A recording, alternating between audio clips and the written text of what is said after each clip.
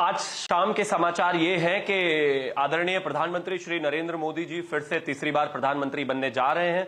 मोदी 3.0 का आगाज हो चुका है और आदरणीय प्रधानमंत्री जी ने कल जो है भारतीय जनता पार्टी मुख्यालय से कहा था कि मोदी 3.0 में इस बात को बड़ा क्लियर रहे, सनद रहे कि किसी तरह का जो कड़े फैसले हैं उन्होंने लेने में कोई ढिलाई नहीं बरती जाएगी। जो चीजें जैसे थी बादस्तूर वैसे ही चलती रहेंगी।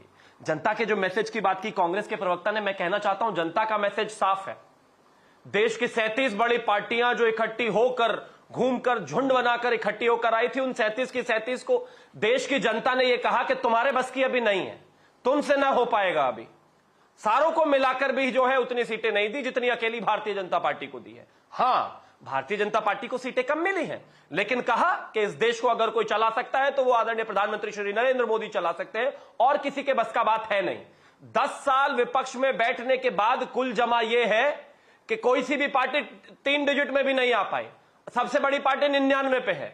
10 साल बाद कुल जमा यह है कि स्थिति इस तरीके की है कि भारतीय जनता पार्टी का वोट शेयर अगर घटा तो वो 0.38%, 1% भी नहीं घटा, 0.3% घटा। 10 साल बाद कुल जमा अगर कुछ है तो वो ये है कि हां, हम कुछ सेक्शंस में जरूर जो है जिस प्रदर्शन को करना चाहते थे वो नहीं कर पाए और हम उस पर बैठकर पूरी तरीके से चर्चा परिचर्चा करेंगे और उन बिंदुओं को देखेंगे। लेकिन विपक्ष को फिर से उस पेड़ के नीचे बैठा रहना है जहां पर अगले 5 साल तक फल गिरने की उम्मीद है।